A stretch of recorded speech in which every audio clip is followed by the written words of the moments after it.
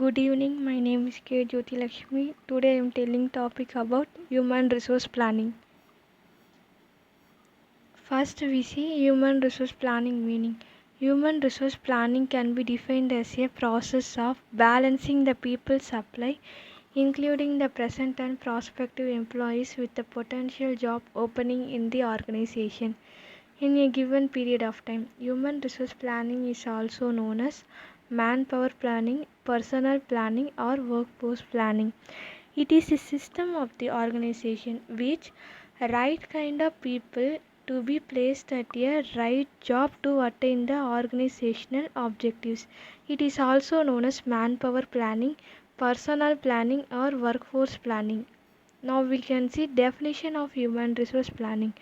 According to Bulla and Scott, human resource planning is the process of ensuring the human resource requirement of the organization are identified and plans are made for satisfying those requirements. Next one is nature of human resource planning. First one is continuous activity. It is an ongoing activity as the need for assessing the supply and demand of the manpower resources within the organization never come to an end. Next one is clearly specified objectives. Human resource planning objectives may be guided by the strategy and operational planning of the organization. Human resource planning also aim at developing human resource, sharpening the technical skill of resources, retaining them, etc. Next one is maintaining inventory of existing human resource. It consists the record of present human resource. The manager must be aware about available manpower supply for fulfilling the higher position in the future. Next one is scope of human resource planning. Projecting future human resource requirement. Projecting the demand of manpower in the organization require a lot of mathematical calculation, analyzing the environment from different perspectives and formulating specific plans for future. Next one is maintaining current manpower inventory. This may require maintaining data about the employees relating to the different variables like skills, potential, workforce, etc. Next one is predicting human resource issue.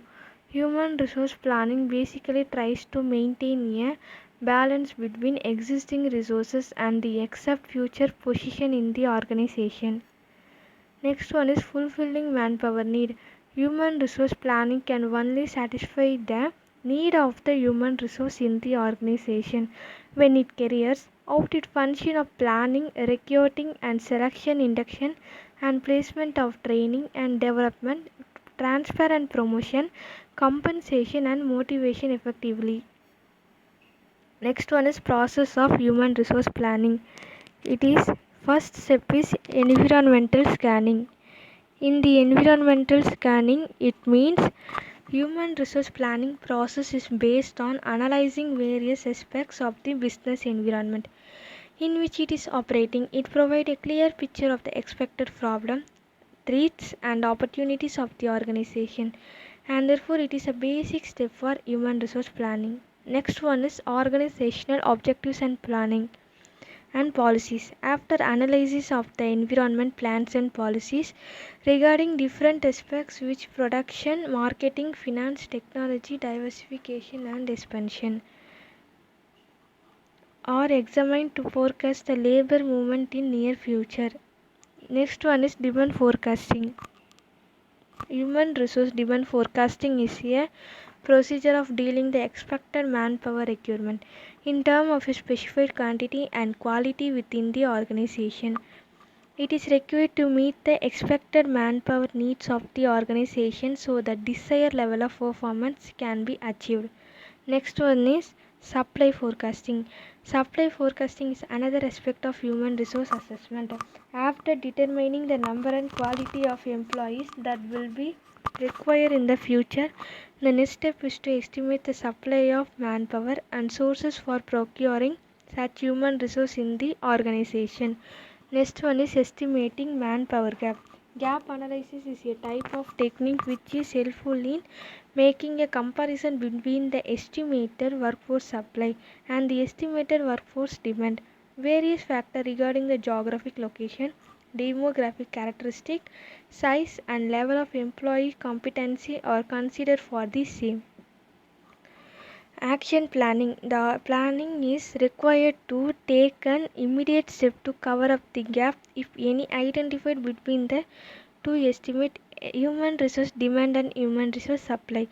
In this particular phase, the immediate phase action is taken to resources. Maintain a balance between the exact requirement and valuable resources. When there is surplus labor, a number of large firms adopt diversizing, right sizing, restructuring, re engineering, and outsourcing to cut costs, increase efficiency, improve productivity, and at the same time remain competitive. Last step is evaluation and control. In the process of evaluating and control, the performance of the employee is very vital within the organization, as it leads to the effective performance of the organization. If the organization does not continuously evaluate the workforce effects, it may be unable to forecast the expected changes in the future. Next topic is importance of human resource planning. It includes serve as talent pool, allow easy expansion and diversification, help in budget formulation, reduces uncertainty and change, control labor imbalance, help in training and development of employees. First we see serve as talent pool meaning. All organizations need individuals with require a set of skill, experience and education. This requirement can be fulfilled by the appropriate human resource planning. Is defining the number and type of individual is necessary to fulfill the needs of the organization. Allow easy expansion and diversification. Organization upcoming plan outs concerning diversification, modernization and growth can be successfully executed by human resource planning. Next one is help in budget formulation. It allows checking and assessing the cost of various forecasts and action regarding human resource in the organization. For example, salary or other benefit of consumer check and planning is made for the budget preparation of various departments of the organization. Next one is reduces uncertainty and change. For the proper working of the organization, both the component human resources and non-human resources should be effectively utilized. It is not done, there could be an uncertainty in the organization. If the organization has sufficient non-human resources like money, machines and raw material but lacks sufficient human resources, then the manufacturing and production process cannot be initiated. Next one is control labor imbalance. Human resource planning facilitates to maintain proper balance of human resources. Human resources should not be less than required nor should be it in excess.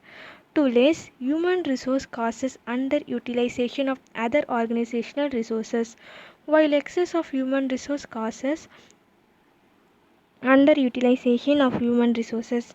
Human resource planning helps in controlling the imbalance before it can become uncontrollable and expensive. Last one is help in training and development of employees. Due to consistent competition, it is a regular requirement to train and develop employees to make them capable enough for the organization. Human resource planning helps to identify the employees who need to be trained. Therefore, it aids in fulfilling the organization future requirement regarding highly skilled staff. Thank you.